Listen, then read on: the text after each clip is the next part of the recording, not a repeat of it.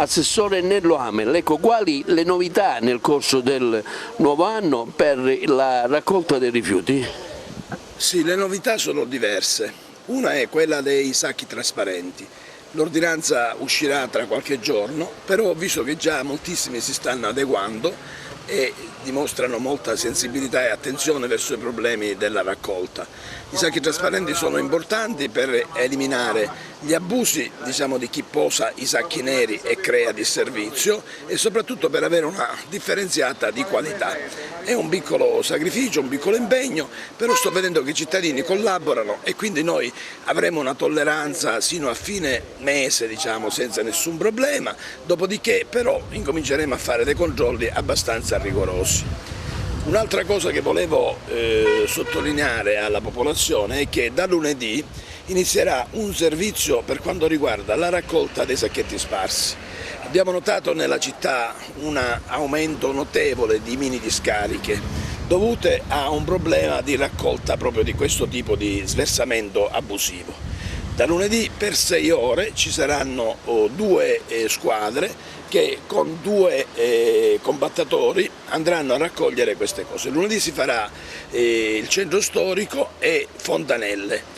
Poi martedì si faranno altre zone, mercoledì, giovedì e così via. Questo servizio siamo riusciti a farlo sino ad ora senza un solo euro di costo, attraverso una serie di organizzazioni e razionalizzazione del servizio più in generale. Io capisco che in questo momento c'è un po' di rilassamento e invito la gente a fare un po' di attenzione nel conferimento dei rifiuti. I rifiuti vanno conferiti nei mastelli.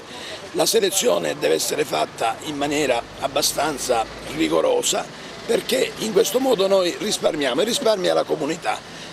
E verso la fine del mese di gennaio ci saranno delle positive sorprese per quanto riguarda le fatturazioni.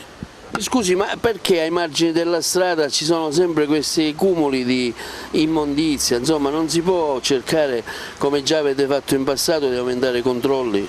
Sì, e questo lo faremo. Abbiamo avuto un rilassamento perché per via dei precari che in questo momento hanno avuto ridotto l'orario di lavoro, ma sarà riportato a giorni a 25 ore, e viene a mancare gran parte del corpo dei vigili urbani dove buonissima parte sono precari a 18 ore in questo momento, mentre invece prima erano a 30 e 36 ore addirittura.